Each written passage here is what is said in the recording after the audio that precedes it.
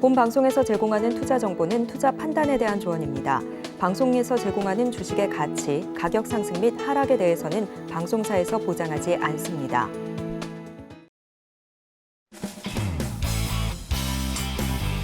시청자 여러분 안녕하십니까? 깊이 있는 인사이트로 여러분들의 투자를 잘 이끌겠습니다. 저는 강관호입니다. 저는 이소연입니다. 2차 전지 인버스 ETF가 처음으로 출시된 어제 오히려 코스닥은 하락폭이 좀 깊었습니다. 2차 전지주를 비롯해서 그동안 강세였죠. AI주, 로봇주 모두 하락했는데요. 외국인의 집중적인 매도에 내상이 좀 깊었습니다. 며칠 전에 제가 파티장의 출구가 어딘지 확인하셔라 이렇게 말씀을 드렸었는데 생각보다 파티가 좀 일찍 끝나는 분위기입니다. 간밤에 미국 시장도 하락 마감했습니다. 오늘 개장 잘 지켜봐야 되겠습니다. 간밤 미증시 3대 지수 모두 하락 마감했습니다. 유가 급등에 따른 인플레이션 우려에 연준의 추가 금리 인상 가능성이 커지자 기술주 위주로의 낙폭이 컸는데요. 전일장에서 10% 넘게 급등한 테슬라를 비롯해 대형 기술주 7개 종목이 모두 하락 마감했습니다. 특히 엔비디아 같은 경우에는 5거래일 연속 하락하면서 최장기간 하락세를 연출했는데 오늘장 우리 증시 움직임도 꼼꼼하게 체크해봐야겠습니다. 저희 서울경제TV와 끝까지 함께 하시죠.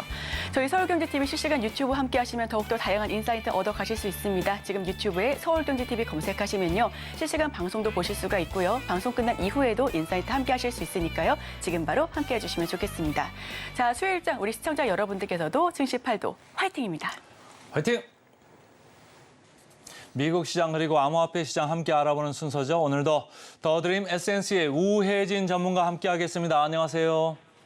네, 안녕하세요. 미국 시장 대형 테크가 다 끌고 내려갔네요.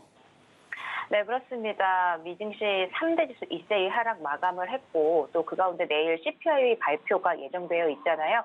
이 소비자 물가 지수에 대한 엇갈린 전망, 또 애플의 신제품 발표회가 있었음에도 불구하고 큰 방향은 일으키지 못했습니다. 그리고 국제유가의 상승이 또 한 번 좀 주가를 짓누른 모습이었습니다.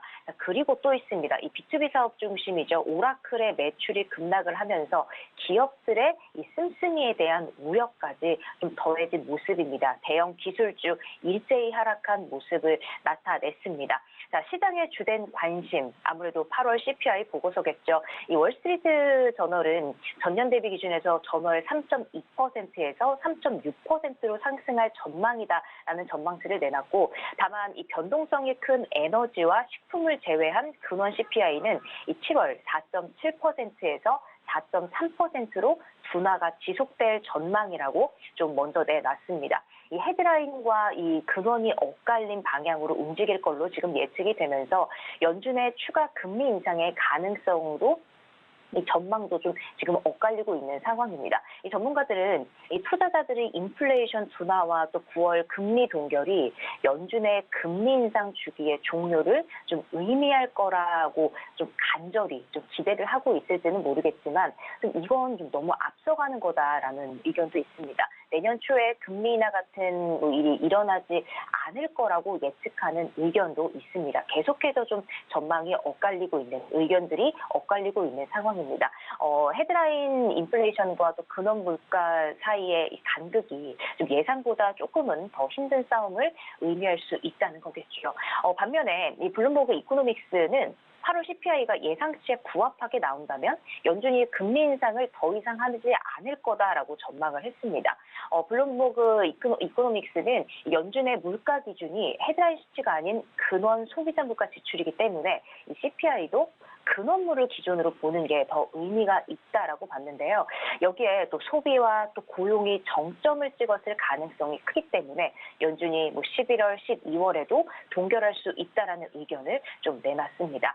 자, 오펙 원유 시장 보고서가 발표가 됐죠. 올해와 내년 세계 원유 수요가 각각 하루 평균 240만 배럴, 220만 배럴 늘어날 거라는 지난달 전망치를 유지를 했습니다. 자, 그런데 유가는 올랐습니다. 왜 올랐을까요? 이 현재 감산이 계속해서 지속이 되고 있잖아요. 사우디아라비아, 러시아가 지금 원유 공급을 연말까지 축소를 하기로 한 상황에서 이 수요와 공급의 불균형이 계속해서 일어나고 있습니다. 그러면서 유가는 재차 상승세를 나타냈고 연중 최고치를 경신을 하기도 했습니다. 지금 뭐 9월 중순인데 13거래일 중에서 11거래일 동안 올랐고요.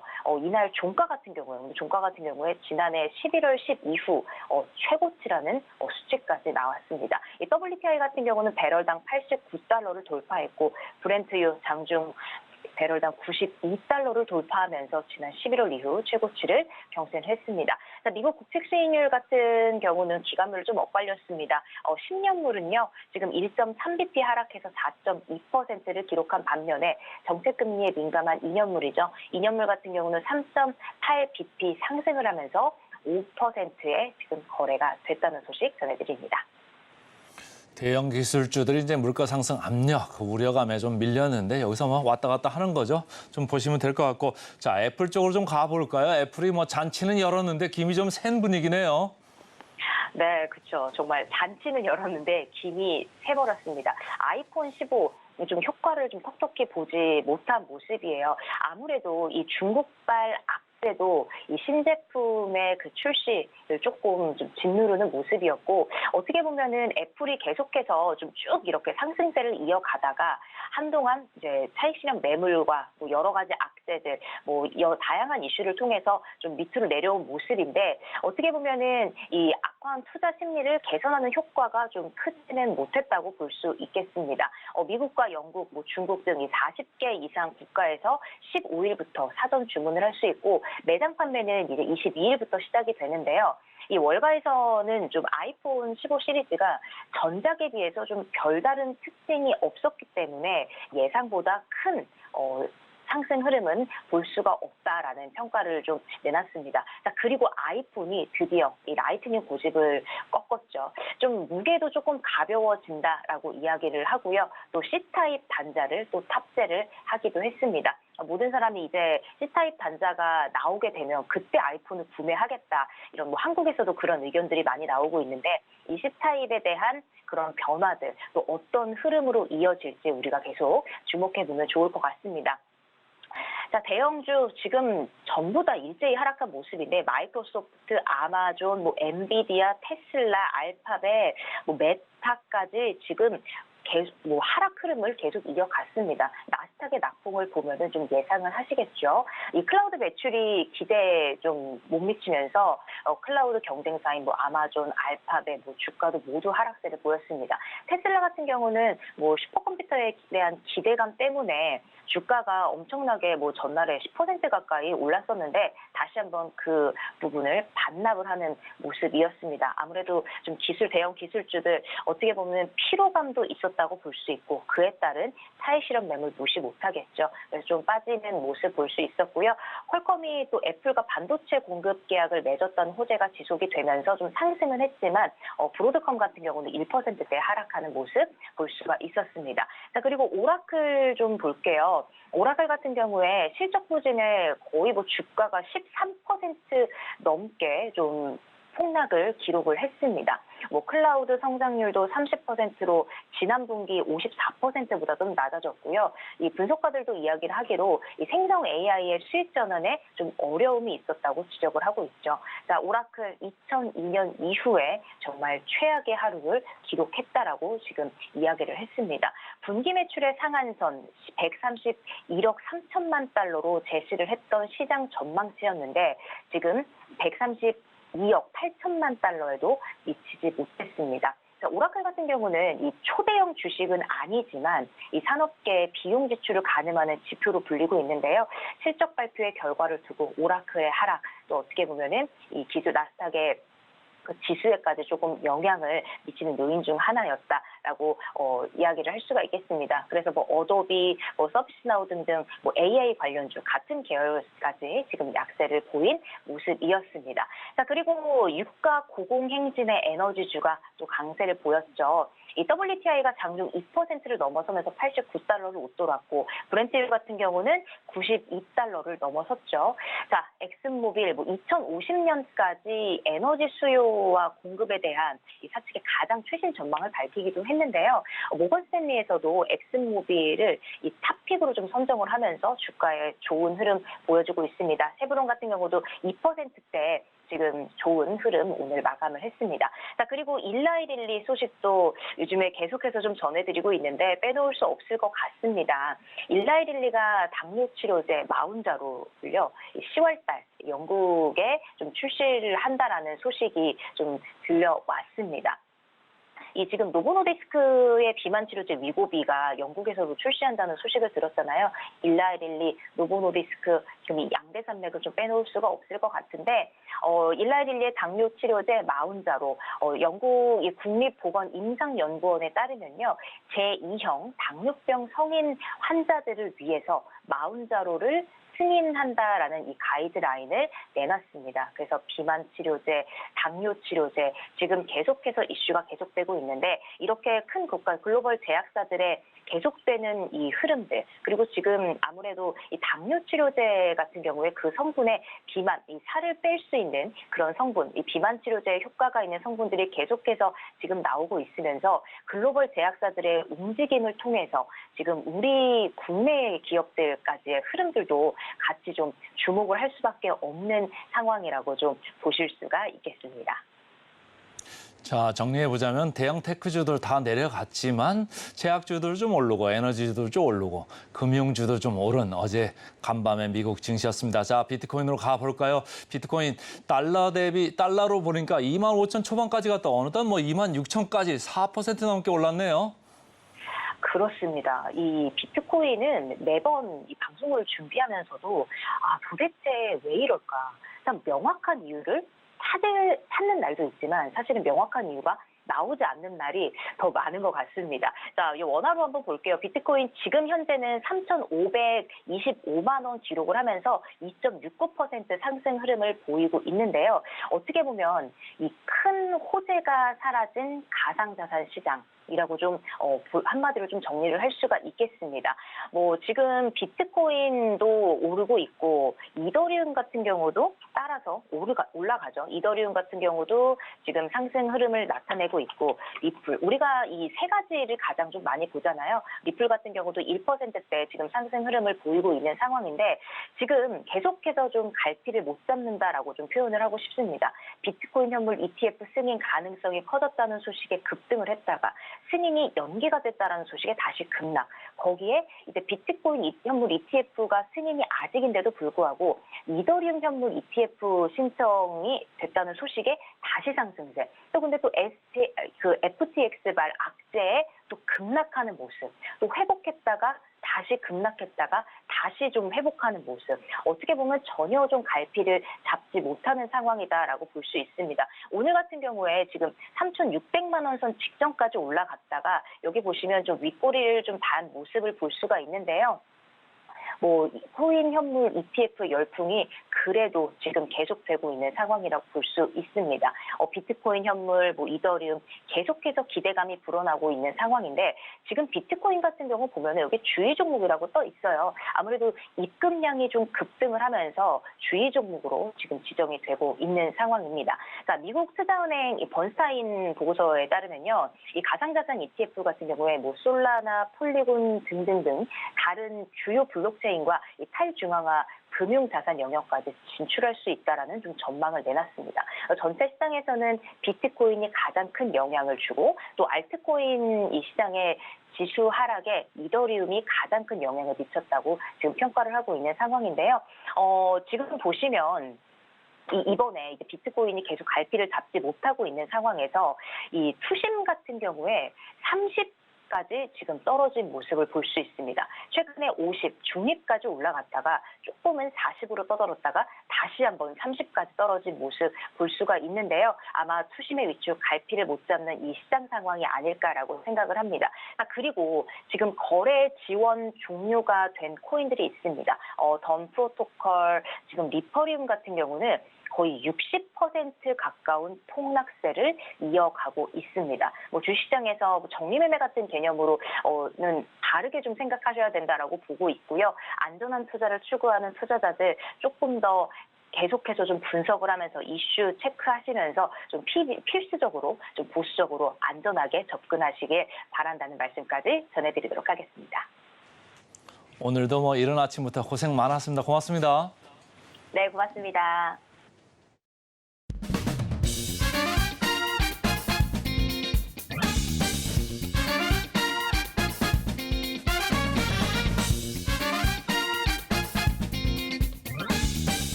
개인 투자자가 아닌 전문가는 장 시작 전 뉴스를 볼 때 어떤 부분에 초점을 맞출까요? 오늘 이분과 이야기 나눠보겠습니다. 지니 인베스트먼트 정선호 대표와 함께합니다. 어서 오세요. 네, 반갑습니다. 네, 정선호 대표와 함께하는 오늘의 일면 화면을 통해서 만나보시죠. 오늘의 헤드라인입니다. 두산 로보틱스 상장 기대감 또 신고가 경신으로 헤드라인 가지고 와주셨습니다. 두산이 10일 어제였죠. 오전 9시 기준으로는 10% 넘게 올랐다가 오후에 바로 하락 전환하면서 결국은 6% 하락세로 종가 형성했습니다. 전일장은 가격 상한폭까지 오르기도 했는데요. 아무래도 두산 로보틱스의 IPO 흥행 기대감 때문인 것으로 풀이가 됩니다. 자, 헤드라인 어떻게 풀어주실까요? 일단 최근 이제 삼성과 함께 이 삼성 로봇 관련돼 있는 모멘텀 이런 이슈들과 함께 로봇 관련주들이 굉장히 강세였습니다. 자, 그러다 보니까 오늘은 두산 로보틱스의 상장 이슈와 그다음에 두산이 과연 이 급등한 신고가를 간 게 과연 이 증시에 어떤 영향을 끼칠 것인가를 좀 이야기를 해보려고 하는데요. 자, 그 전에 우리가 일단 두산이라는 종목의 차트를 먼저 봐야 돼요. 자, 두산이라는 종목이 지금이 당장의 월봉상 봤을 때 사실상 역사적 신고가는 아닙니다. 역사적 신고가는 아니지만 단기 근 10년, 20년 내 신고가를 기록을 했어요. 근데 이게 굉장히 의미가 있는 게 뭐냐고 하면은 두산이라는 기업 자체의 시가총액이 얼마냐? 2조 5천억입니다. 그러다 보니까 이 두산이 이렇게 급등했다. 일봉 차트를 봤을 때는 사실상의 월요일장에는 상한가 마감을 하지는 못했지만 일봉 차트상 월요일장 상한가까지 가는 모습을 보여줬어요. 그러다 보니까 앞으로의 두산이 굉장히 강력하게 상승을 할 수밖에 없겠구나라고 이제 여러분들이 생각을 좀 하셔야 되는데 그 배경이 뭐라고 했습니까? 두산 로보틱스의 상장이라고 말씀을 드렸죠.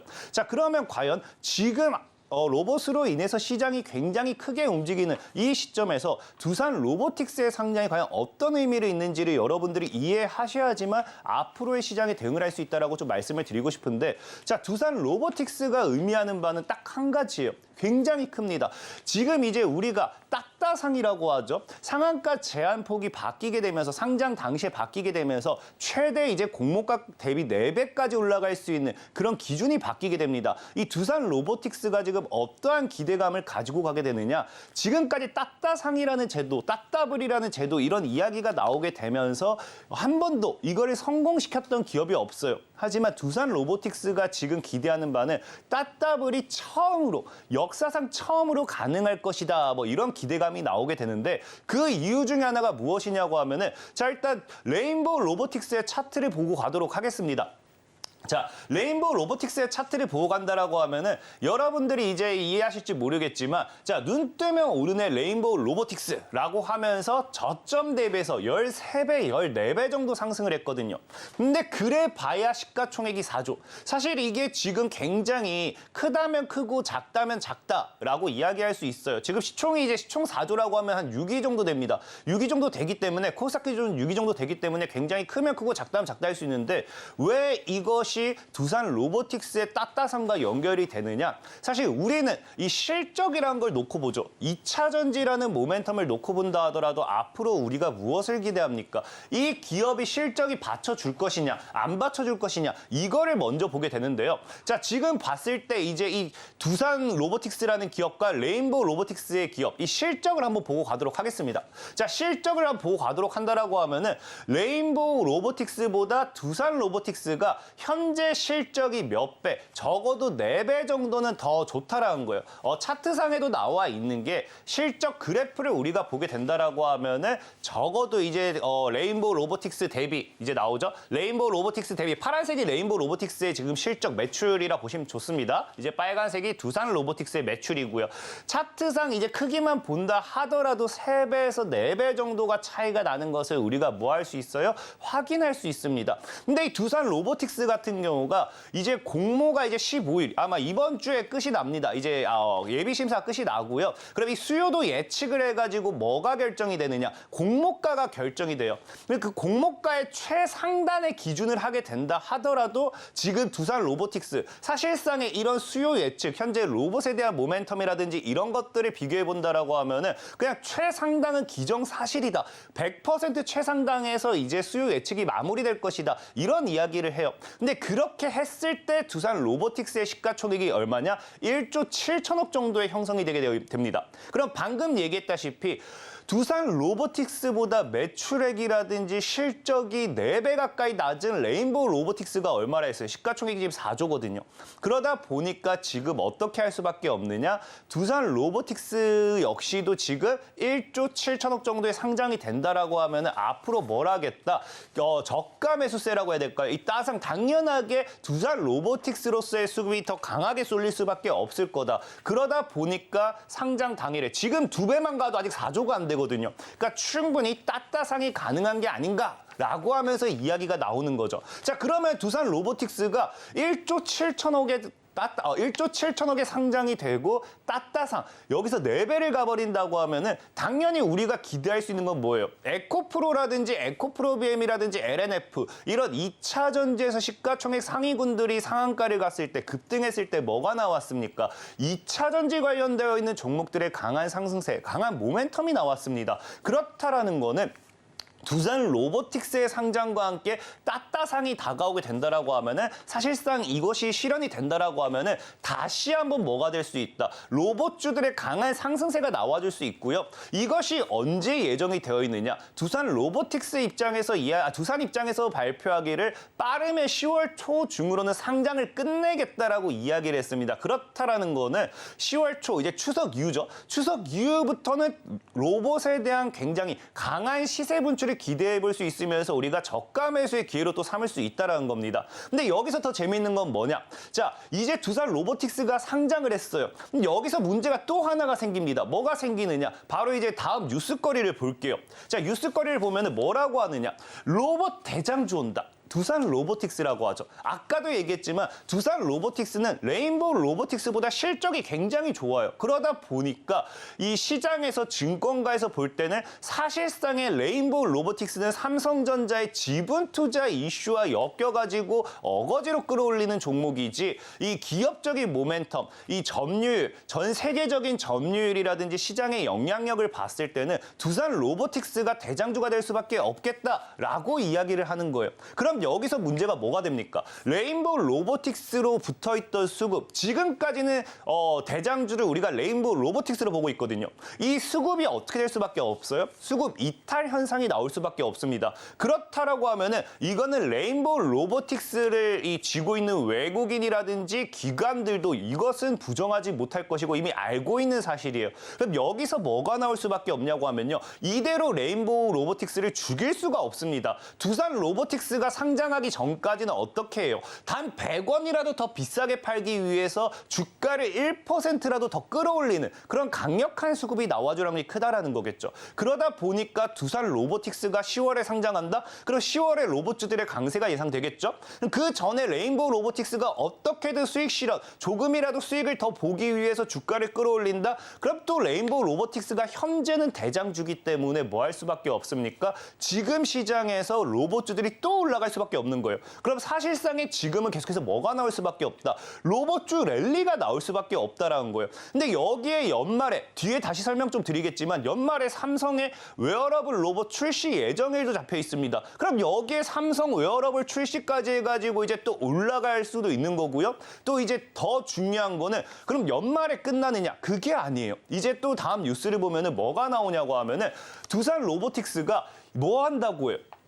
이제 그 공모를 하죠. 그럼 공모에서 받은 이 돈이 있을 거 아닙니까? 그 공모 자금 가지고 뭐 하겠다? M&A에 나서겠다. 그래서 실질적으로 M&A 후보를 이미 만났고요. 이게 이야기만 하는 게 아니라 M&A 할 기업들을 방문해 가지고 이미 실사까지 마친 상태입니다. 그럼 이제 뭐만 들어오면 돼요? 돈만 들어오면 돼요. 공모에 성공을 하고 거기에서 돈만 들어온다라고 하면은 여기서도 뉴스에 나와 있는 게 자율 이동 로봇. 어쨌든 자율, 그러니까 뭐 자율주행 이런 쪽으로 좀 엮이긴 하겠지만 로봇 관련되어 있는 모멘텀의 기업에다가 무엇을 하겠다? 인수합병을 하겠다라고까지 이야기했어요. 근데 이게 언제? 내년이라고 하거든요. 그럼 내년 초 지금 두산 로보틱스에 또는 인수합병 이슈가 나오게 된다라고 하면은 내년 초까지 적어도 내년 중순까지는 뭐 할 수밖에 없다. 로봇주들이 가야 될 모멘텀밖에 없다라는 거예요.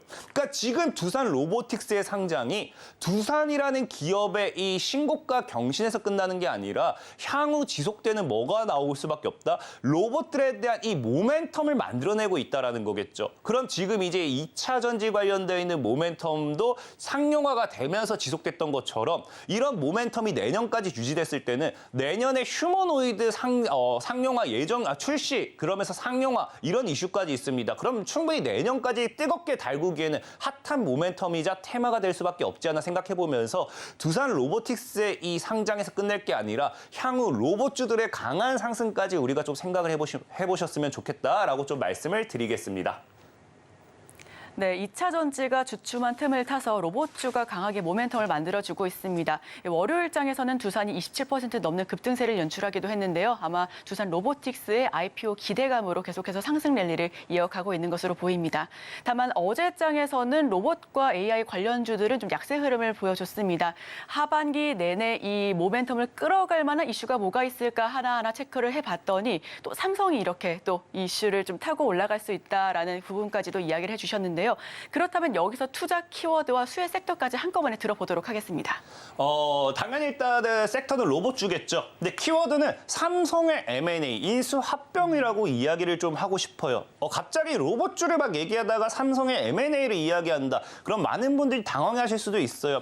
근데 일단 뉴스를 보시면 아시겠지만 이 최근에 뭐라고 했습니까? 이재용 회장이 이제 휴머노이드에도 투자를 해야 된다. 휴머노이드를 만들어라. 특명을 또 내리기도 했습니다. 근데 보면은 이재용 회장의 미래 먹거리는 뭐다? 로봇이라고 하면서 삼성의 M&A 투자 본격화 이런 뉴스가 나오죠. 근데 이게 왜 중요하냐고 하면은 여러분들이 삼성전자, 삼성에 대한 이런 것들을 좀 많이 이해하시는 분들은 뭘 약속했느냐? M&A, 의미 있는 M&A를 3년 내에 진행하겠다라고 약속했습니다. 그게 언제였어요? 2021년도였거든요. 그러다 보니까 2021년도 초에 얘기를 하면서 21년도, 22년도, 23년도 올해가 뭐가 돼요? 3년째가 되는 마지막 해입니다. 그러다 보니까 이 삼성이 정말 약속을 지킨다라고 하면은 이번 연도 중으로는 M&A가 나올 수밖에 없는 상황이고요. 근데 이번 연도 중으로 M&A가 나왔을 때는 뭐가 될 수밖에 없다. 지금 본다라고 하면은 로봇에 대한 투자, 로봇에 대한 M&A 확률이 굉장히 높다라는 거겠죠. 그럼 아까 얘기했던 두산 로보틱스라든지 레인보우 로보틱스라든지 지금 시장에서 로봇 관련되어 있는 이슈들이 굉장히 많이 핫하게 달궈진 상태입니다. 근데 여기서 삼성전자가 뭐 하겠다? 로봇 관련되어 있는 모멘텀의 기업의 인수합병, M&A를 진행하겠다라고 이야기가 나와버리는 순간 뭐가 돼요? 그냥 불난 집에 부채질 해버리는 겁니다. 그냥 석유 갖다 부어버리는 거예요. 그러다 보니까 더 그냥 그대로 날아갈 수밖에 없는 상황이다 좀 보시면 되겠고요. 여기서 또 이걸 뒷받침해줄 수 있는 게 뭐가 있냐고 하면은 이번 연도에 아까 또 뭐라고 했습니까? 이번 연도 다음 뉴스를 좀 볼게요. 이번 연내 삼성이 뭐 하겠다? 첫 웨어러블 로봇 보핏 웨걸웍스2를 연내 출시하겠다라고 발표를 했습니다. 이제 지금 남아봐야 9월, 10월, 11월, 12월이에요. 그럼 이번 연도 내에 또 이게 또 출시가 된다고 하면은 우리는 늘 그거 하잖아요. 스마트폰 출시 기대가, 뭐 첫 5G 출시 기대가, 뭐 전기차 2차 전지, 뭐 새로운 뭐 자동차 출시 기대가, 자율주행차 출시 기대가 이런 첫 출시 기대감은 굉장히 관련 모멘텀을 끌어올리기에는 충분한 모멘텀이라고 생각을 해요. 그럼 이것이 맞물린다라고 하면은 아무래도 뭘 할 수밖에 없습니까? 아까 말씀드렸다시피 삼성전자의 M&A 이슈와 로봇 출시 기대가 이런 것들이 나왔을 때는 굉장히 크게 갈 수밖에 없다라고 좀 말씀을 드리고 싶은 거예요. 자, 그럼 우리가 여기서 무엇을 투자할 것인가? 사실 삼성 M&A만 보고 매수를 하기에는 어려워요. 레인보우 로보틱스를 이미 지분 인수를 했다고 해가지고 M&A를 하겠다는 아니죠. 그 기대감 가지고 14배를 갔거든요. 앞으로 10배가 올라갈 수 있는 후속주는 뭐가 있을까를 찾는다라고 하면은 로봇 관련되어 있는 기업을 모두 다 찾기에는 제한된다라는 겁니다. 그럼 우리가 여기서 뭘 해봐야 되느냐? 아무래도 삼성전자 입장에서는 필요한 기업을 인수합병할 수밖에 없겠죠. 그랬더니 딱 하나가 지금 이제 필요하다라고 생각되는 게 뭐냐고 하면은 바로 이제 감속기 관련되어 있는 모멘텀이에요. 사실 레인보우 로보틱스에 지분 투자를 했을 때는 삼성이 로봇 관련되어 있는 기술이 없습니다. 그러다 보니까 레인보우 로보틱스에다 지분을 투자하면서 레인보우 로보틱스에 관련되어 있는 이 뭐가 됩니까? 기술력을 이제 가져오게 되는 건데 레인보우 로보틱스가 지금 이 핵심 부품이라고 하죠. 우리가 로봇, 웨어러블 로봇이 되었던지 협동 로봇이 되었던지 이 로봇에 대한 핵심 부품이 보통 이 5개 정도가 있는데 그 중에서 우리 여러분들 뭐 알다시피 모터가 됐던 센서가 됐던 뭐 구동기가 됐던 뭐 다양하게 있어요. 근데 지금 레인보우 로보틱스가 나머지 감속기를 제외하고는 100% 나머지는 100% 내재화, 스스로가 만들어서 내재화를 할 수 있습니다. 그럼 여기서 마지막 하나 부족한 게 뭐예요? 부족한 핵심 기술이 감속기거든요. 그럼 삼성전자 입장에서 뭐 할 수밖에 없다. 인수합병이 아니다 하더라도 지분 투자를 계획한다라고 하면은 내가 필요한 기술이 감속기이기 때문에 어떤 기업에 갈 확률이 높다? 감속기 관련되어 있는 모멘텀의 기업에 지분 투자가 되었던지 아니면 인수합병 관련되어 있는 모멘텀이 나와줄 확률이 굉장히 크다라는 겁니다. 그렇기 때문에 삼성전자의 M&A와 함께 감속기 관련되어 있는 모멘텀 이런 것까지 생각해 보신다라고 하면은 현재 시장에서 올라갈 만한 종목이 굉장히 많을 거다라고 좀 말씀을 드리겠습니다. 네, 대기업이 앞다퉈서 다투고 있는 로봇, 미래 핵심 먹거림이 확실합니다. 말씀해 주셨던 것처럼 로봇 감속기 관련주 오늘 하나하나 좀 짚어보면 좋을 것 같은데요. 우선 감속기가 기어를 이용해서 모터의 회전 속도를 제어하고 또 회전력을 증가시키는 장치라고 하는데 로봇 원가 중에 30에서 40%를 차지하는 로봇의 핵심 부품이라고 합니다. 우리가 2차 전지 크게 갈 때 양극재 많이 보시라라는 이야기를 굉장히 많이 들어보셨을 것 같은데요. 아무래도 파이를 크게 차지하고 있기 때문에 이 부분에 많이 집중하셨을 텐데 오늘 감속기 관련주 어떤 종목을 조금 더 눈여겨보실지 이제 종목으로 들어가 보겠습니다. 일단은 감속기 관련된 종목들이 굉장히 많아요. SPG라든지 SPP테크라든지 관련되어 있는 모멘텀의 섹터들이 굉장히 많지만 오늘 여러분들이 좀 눈여겨보셨으면 좋은 종목들은 일단 첫 번째로 올라가지 않은 종목, 늘 말하지만 올라가지 않은 종목을 사서 우리가 수익을 봐야겠죠. 그다음에 두 번째 같은 경우는 제가 삼성의 M&A를 집중해보라고 이야기했기 때문에 삼성의 M&A 이슈, M&A 시기가 다가올수록 M&A를 하지 않는다 하더라도 과거에 M&A 기대감이 있었던 종목들이 같이 동반 상승할 확률이 높습니다. 그래서 이 두 가지에 좀 집중해보면서 오늘 종목을 좀 소개시켜드리도록 하겠고요. 첫 번째로는 해성 TPC라는 종목이에요. 일단 해성 TPC 같은 경우는 국내 유일입니다. 그래서 국내 유일 고정밀 감속기 시스템이 부각이 되면서 과거부터 거기 관련되어 있는 모멘텀으로 감속기 역시도 좀 수혜를 받을 수 있었던 종목이고요. 두 번째는 아까 앞서 얘기했던 것처럼 삼성전자가 과거에 M&A를 진행하겠다라고 이야기를 했을 때 거기에서 수혜를 받으면서 동일 모멘텀으로 급등했던 이력이 있습니다. 그렇기 때문에 이것이 다시 M&A 이슈가 나왔을 때 추가적인 상승으로 연결될 확률이 크다라고 말씀을 좀 드리고 싶고 마지막으로는 이제 월봉상 삼각수렴을 돌파하면서 시세 분출이 기대가 된다는 거예요. 자, 지금 일단 그 해성 TPC의 차트를 한번 보도록 할게요. 지금 월봉상 차트를 본다라고 하면은 제가 여러분들에게 늘 강조하는 거 상승의 제일 기본 조건이 뭐라 했습니까? 하방 추세대를 뚫어내야 된다 했죠. 근데 이 월봉상 패턴을 봤을 때는 지금 하방 추세대를 뚫어냈어요. 그래서 바닥에 대한 지지 라인까지 형성이 진행된 상태죠. 자, 그러다 보니까 지금 만약에 현재 자리에서 강한 상승을 내준다고 하면은 14,000원까지는 열린 자리라고 좀 생각을 합니다. 근데 문제는 뭐냐? 자, 일봉상 차트를 볼게요. 자, 일봉상 차트를 보면은 최근에 하락 추세를 돌파하면서 모든 이평대를 다 뚫어낸 상태긴 하지만 최근 강한 거래가 실리지는 않아요. 그렇다라는 거는 아까 얘기했던 지지라인이 한 6,000원 정도까지는 형성이 되어 있었거든요. 6,000원 정도를 지켜내는 게 가장 중요하다라고 좀 말씀을 드리고 싶고 동시에 이 6,000원을 지켜냈을 때는 월봉상 하방 추세도 돌파했고 일봉상의 모든 이평들이 배열을 이루면서 좀 밀집해 있는 상태이기 때문에 추가적인 강한 시세 분출, 아까 얘기했던 12,000원, 14,000원, 뭐 정말 신고가까지 간다고 하면 2만 원까지도 지금 자리에서 3배, 4배도 노려볼 수 있는 종목이지 않을까 좀 말씀을 드리면서 해성 TPC에 대한 소개를 좀 시켜드리도록 하겠습니다. 네, 로봇 감속기 관련주 첫 번째 종목은 해성 TPC입니다. 과거에 삼성 M&A 모멘텀에 급등한 이력이 있어서 해당 종목 다시 한번 눈여겨봐 주시면 좋을 것 같은데요. 자, 여기서 보내드리긴 아깝죠. 두 번째 종목 바로 여쭤볼게요. 자, 두 번째 종목은 최근에 부각됐던 종목입니다. 이렌시스라는 종목이에요. 이렌시스는 실제로 이제 뭐 감속기 관련돼 있는 모멘텀을 가지고 있지만 최근에 뭐가 또 이슈가 되었느냐? 연내 삼성전자가 웨어러블 보핏을 출시한다라고 말씀을 드렸잖아요.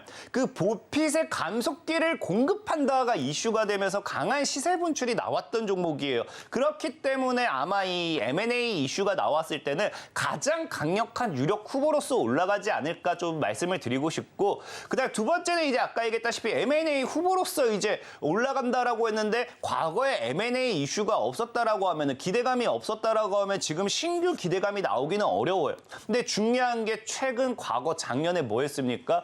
M&A 이슈가 나와주면서 삼성전자의 M&A 이슈가 부각되면서 함께 움직였던 종목이 이렌시스거든요. 그러다 보니까 이번에 역시 지금이 보핏에 대한 이 이슈, 공급 이슈를 시발점으로써 추가적인 상승 M&A 이슈까지 타고 가면은 강한 상방 시세까지 나와줄 수 있다라고 좀 말씀드리고 싶고, 자, 월봉상 패턴을 본다라고 하면은, 자, 월봉상 패턴에서 지금 빨간 선을 볼게요. 하방 추세대를 뭐 했습니까? 돌파를 했어요. 자, 근데 이거는 삼각 수렴돌 돌파라고 보지는 않습니다. 뭘 돌파하느냐? 자, 월봉과 함께 과거의 지지와 저항 자리, 근 2년 동안의 강한 저항대를 뚫어냈습니다. 자, 그러다 보니까 이 저항대를 강력하게 뚫어내면서 앞으로 추가적인 상방을 기대해 볼 수 있다라고 말씀을 드리고 싶고, 다만 문제는 일봉을 볼게요. 최근에 삼성전자 보핏 이슈가 있었다 했죠. 그러다 보니까 최근에 강한 상승이 나와줬어요. 그래서 중요한 거는 강한 상승이 나와주다 보니까 조정을 생각해 봐야 됩니다. 하방 추세를 돌파했고 저항 역시 단기 돌파했는데 중요한 건 지금 뭐가 됐다. 3,250원을 지켜내야지만 강한 시세 분출을 기대할 수 있다라는 거고, 이 3,250원을 지켜내지 못했을 때는 2,500원 정도까지가 조정도 줄 수 있어요. 그래서 그런 부분을 생각하면서 좀 분할매 포지션을 취한다 했을 때는 앞으로 연말까지 추가적인 상방이 나오면서 크게 시세 분출을 기대해 볼 수 있겠다라고 말씀을 드리면서 마지막 종목 소개 마무리 드리도록 하겠습니다. 네, 저희 이렌시스까지 들어봤습니다. 항상 이슈와 그리고 기술적 분석 꼼꼼하게 해주셔가지고 시간이 모자르다는 점 정말 아쉬운데요. 자, 두 번째 종목은 이렌시스고요. 로봇 관련된 종목 앞으로 계속해서 모멘텀 받아가면서 우리 수익 보실 수 있도록 노력할 테니까요. 우리 시청자 여러분들께서도 투자 판단에 참고해 주시면 좋겠습니다. 지금까지 진희인베스트먼트 정선호 대표와 함께했습니다. 오늘 말씀 고맙습니다. 감사합니다.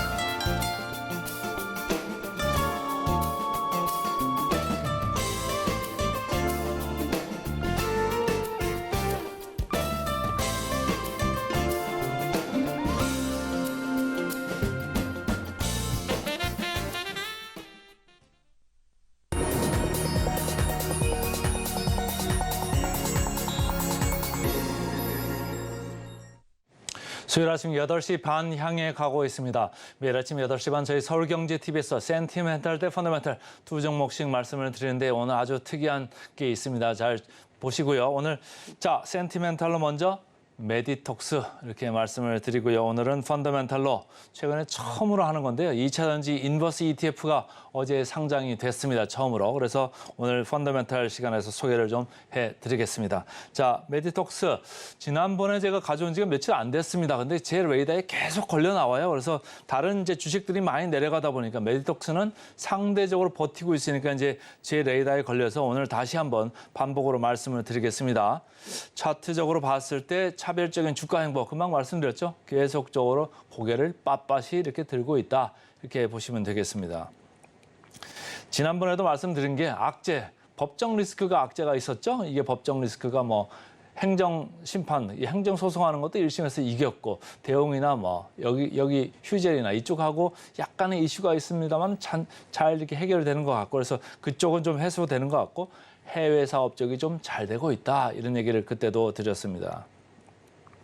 SK증권에서 이제 말씀드렸던 거는 코어톡스 여기가 수익성이 좋은데 내수에서 아주 지금 잘 되고 있다 이런 얘기예요. 그래서 매출 증가세가 지금 확연히 드러나고 있고 해외 매출 특히 뭐 이제 미국이나 이런 쪽으로 이제 들어간다는 얘기죠. 그래서 그쪽에서 성장이 본격화되고 있다 이런 얘기를 하고 있어요. 그래서 목표 주가를 43만 원으로 이렇게 올렸고요. 최근에 이제 네 번째로 나온 뉴럭스라는 이제 보톨리눔 톡신 요 제재를 기대를 많이 하고 있습니다. 이게 이제 6천억 규모의 캐파를 제3공장에서 이제 생산을 할 예정이다 이런 얘기를 하면서 그때도 제가 말씀드린 게 캐파가 그동안은 제한적으로 이렇게 운영돼 있으니까 여기서 뭐 성장 캐탈리스트가 없었다 이렇게 했는데 이제는 캐파를 6천억 가량 높이면 성장력이 이렇게 성장 위에 공간이 생기는 거죠. 그러니까 성장할 가능성이 크다. 그래서 매출도 내년에는 25% 이렇게 올라오지만 영업이익 상당히 중요하죠. 130%까지 이렇게 올라간다. 이런 얘기를 했습니다. 그때도 말씀드린 거는 영업 레버리지 때문에 매출보다 영업이익이 훨씬 더 많이 올라간다. 이런 얘기를 했어요. 왜? 비용 쓰는 거는 뭐 거의 고정되어 있는데 매출이 올라가다 보니까 영업이익이 더 많이 이렇게 올라갑니다. 이런 거를 영업 레버리지라고 하는데요. 영업 레버리지 덕분에 내년에 이렇게 OP가 상당히 많이 올라간다. 이것 때문에 밸류에이션은 훨씬 더 저평가로 내년 가면 잡히게 될 겁니다. 주가 차트 보겠습니다. 어제 시장이 전체적으로 하락을 많이 맞았고 코스닥 쪽에서도 하락을 많이 겪었습니다만은 이 회사는 어제도 플러스권으로 상승 마감했습니다. 그래서 어제 장중에 진폭은 좀 컸습니다만은 어쨌든 강세로 마감을 했다 이렇게 보시면 되겠습니다. 그 전체적으로 그 밸류 역사적 밸류 밴드를 보면 말이죠. 이게 중상단으로 지금 올라와 있죠. 근데 위쪽을 더 보면서 가고 있다 이런 생각이 들 정도로 주가가 상당히 강합니다. 그래서 여러분들도 많이 주목을 하시면 좋을 것 같고요. PER, PBR 절대적인 평가를 보겠습니다. 아까도 제가 말씀드렸습니다마는 메디톡스 금년은 76.7배입니다. PER 상당히 높죠. 말씀드린 이 제약바이오 중에서 가장 높습니다. 그런데 왜 이걸 지금 봐야 되냐 시장은 생각하겠습니까? 아까 말씀드린 대로 영업이익이 내년에 130%까지 이렇게 늘어난다. 그러면 이 숫자가 거의 절반 이하로 내려갈 수 있죠. 그러면 35배 정도까지 간다고 보는 겁니다. 그러면 한미약품 셀트리온의 현재 밸류에이션 이 정도까지 추가적으로 내려갈 수 있다 이렇게 보는 겁니다. 그러니까 제가 센티멘털로 가져온 이유는 뭐죠? 펀더멘탈로 봤을 때는 여전히 높습니다만은 최근에 이런 성장 이 스토리가 상당히 주가에 반영이 잘 되고 있다 이렇게 보시면 되겠습니다. PBR 쪽도 마찬가지입니다. 목표 주가 보겠습니다. 목표 주가 최근 2주 전에 41만 원에서 43만 원대로 올라왔습니다. 그래서 상승 여력 40%대에 있습니다. 자, 오늘의 이제 하이라이트죠. 오늘 제가 이제 업계 최초로 이제 방송을 이제 해드리는데 어제 2차 전지 인버스 ETF라는 게 처음으로 출시가 됐습니다. 처음으로 거래됐는데 2% 넘게 올랐습니다. 코스닥이 많이 빠졌는데 2% 넘게 올랐다고? 이게 무슨 일이냐? 이런 얘기인데 인버스라고 하면요. 인버스는 반대로 가는 겁니다. 반대로 가게 기초자산을 설정을 해놓고 파생으로 연결을 해놨기 때문에 주가가 올라간다? 그러면 인버스 ETF는 떨어집니다. 근데 어제같이 주가가 내려간다라고 했을 때는 인버스 ETF는 플러스로 올라갑니다. 그러니까 장이 조금 안 좋다, 그리고 2차 전지에 대해서 조금 나는 비싸다라고 생각하시는 분들은 인버스 ETF를 사면서 활용을 하실 수가 있겠다 이런 얘기를 드리고요. 기초자산으로 뭐가 지금 들어가 있나 지금 하나씩 보겠습니다. 포스코홀딩스 15.5%가 지금 들어가 있고요. LG에너지솔루션, 삼성 SDI 이렇게 15.4, 15.1 이렇게 들어가 있습니다. 그 다음으로 여러분들 많이 좋아하시는 에코프로 BM이 14.2, 11.5 이래서 이게 두 개를 더해보면 에코프로 그룹주가 25.7%가량 들어가 있습니다. 자, 포스코 퓨처엠까지 볼까요? 10.6%입니다. 그래서 포스코자 또 들어가는 거는 10.6%, 15.5% 이렇게 더해보면은 이것도 상당하죠. 27%가량 들어가 있습니다. 그래서 전체적으로 이 ETF 구성 항목이 포스코 홀딩스, 포스코 퓨처엠, 에코프로 BM 구성 성분이 거의 50%가 넘어가는 ETF가 되겠습니다. 그래서 이쪽에 그 주가 전망을 좀 안 좋게 보시는 분들은 이걸 보셔도 좋겠다 이렇게 보면 좋고요. 포스코 퓨처엠 다음에 SK이노베이션입니다. 2차 전지가 있기 때문에 넣었죠. 시총이 좀 큽니다. 사실 SK이노베이션 같은 경우는 오늘같이 유가가 이렇게 올라간다고 하면은 다른 2차 전지 주가하고는 행보가 차별을 낼 수 있습니다. 그래서 오늘은 뭐 플러스가 날 수도 있는데 다른 것들은 좀 따라갈 수가 있죠. LNF 최근에 주가가 별로 안 좋습니다. 4.3% 들어가 있고요. 코스모 신소재, SKI 테크놀로지. 그러니까 SK 쪽에서도 두 개가 들어갔네요. SK이노베이션, SKI 테크놀로지까지 해서 전체적으로 이 10종목을 100%로 해가지고 이 ETF가 구성되어 있습니다. 자, 각 10종목의 주가 행보를 좀 보겠습니다. 에코프로 연초 대비해가지고 8배나 올라갔습니다. 여러분들이 좋아할 수밖에 없죠. 계속 제 주위에서 에코프로 사야 되는 거 아니야? 이런 질문들을 제가 많이 받았었는데 어쨌든 에코프로 최근에는 조금 내려오고 있습니다. 100만 원 황제주자를 내줬죠. 내줬는데 이제 90만 원 초중반대까지 와 있습니다. 오늘은 어떻게 될까요? 계속적으로 좀 보시면 좋을 것 같은데 밑으로 가는 쪽에 이거는 배팅하는 ETF가 되겠습니다. 에코프로 BM도 상당히 좋았다가 최근에 전체적으로 2차 전지주 행보가 밑쪽으로 가는 것 같죠. 그래서 에코프로 BM도 그렇고 코스모 신소재, 포스코 퓨처엠 다 같이 밑으로 향하고 있습니다. 이렇게 밑으로 향하고 있기 때문에 제가 2차 전지 인버스 ETF를 말씀을 드리는 겁니다. 어제 처음으로 올라왔죠. 어제 처음으로 올라와서 장 초반에는 뭐 테슬라가 전날 10%가량 강세를 보였기 때문에 마이너스로 출발을 했습니다. 그러자 이제 에코프로 BM 밀리면서 어제 어쨌든 2% 넘게 이렇게 상승 마감을 하면서 끝났습니다. 목표 주가 계류를 제가 한번 이렇게 슬쩍 터치를 해보려고 다 찾아봤습니다. 다 찾아봤는데 에코프로 BM 그 증권사들이 의견을 지금 안 굽히고 있어요. 그래서 여전히 지금보다 목표 주가가 40% 밑에 가 있습니다. 그러니까 더 주가가 내려가야 된다 이런 생각을 하는 증권사들이 아직도 많다 이렇게 보시면 되고 여러분들이 싫어하시죠. 그렇지만 어쨌든 증권사들은 의견을 굽히지 않고 있다 이렇게 보시면 되고 에코프로 BM 플러스 30% 상향이 위에 있다 이렇게 얘기는 하고 있어요. 근데 저는 개인적으로는 더 밑으로 봐야 되는 거 아니냐 이런 생각을 하고 있고요. 포스코 홀딩스 많이 말씀드렸습니다. 31% 아직도 룸이 있다 이렇게 얘기는 합니다. 근데 최근에 주가 많이 내려오고 있죠. 하루 만에 몇 %씩 이렇게 점점 커지게 됩니다. 무슨 얘기냐면 그럼 목표 주가를 계속 유지를 할 거냐 아니면 하향할 거냐 했을 때 제가 볼 때는 목표 주가를 하향할 가능성이 많아질 거다 이런 얘기를 합니다. 전체적으로 이렇게 보시면 좋고요. 그래서 목표 주가를 하향한 회사가 몇 개나 되나 제가 이렇게 쭉 하나씩 훑어봤습니다. 봤을 때 하향한 회사 이름만 좀 말씀을 드릴게요. LG 에너지 솔루션 최근에 하향이 있었습니다. 삼성 SDI 마찬가지로 하향이 있었습니다. LNF도 마찬가지죠. 하향이 있었고요. 코스모 신소재 하향이 됐습니다.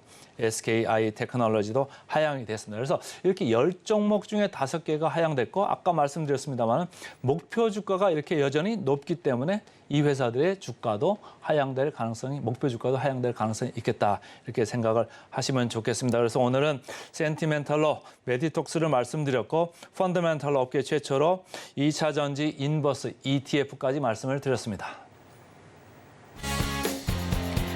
오늘의 핵심 요약 세 줄입니다. 간만 미증시는 8월 CPI 발표를 경계하며 하락 마감했습니다. 인플레 우려에 기술주가 부진했는데요. 주요 빅테크 7개 종목 모두 약세 보였습니다. 오늘의 일면 두산 로보틱스 상장 기대감과 삼성 M&A로 하반기 모멘텀을 기대할 로봇 감속기 관련주 찾아봤고요. 마지막으로 센티멘탈 대 펀더멘탈, 센티멘탈은 메디톡스 꼽아봤습니다. 펀더멘탈은 인버스를 처음으로 공략해봤는데 어제 국내 첫 2차 전지 인버스 ETF가 출시가 됐습니다. 지수의 하루 수익률을 역방향으로 추종하는데요. 2차 전지주 주가가 떨어질수록 수익률을 나는 상품입니다. 저희는 바로 이어서 증시구로 돌아오겠습니다. 개장 방송도 서울경제TV와 함께하시죠.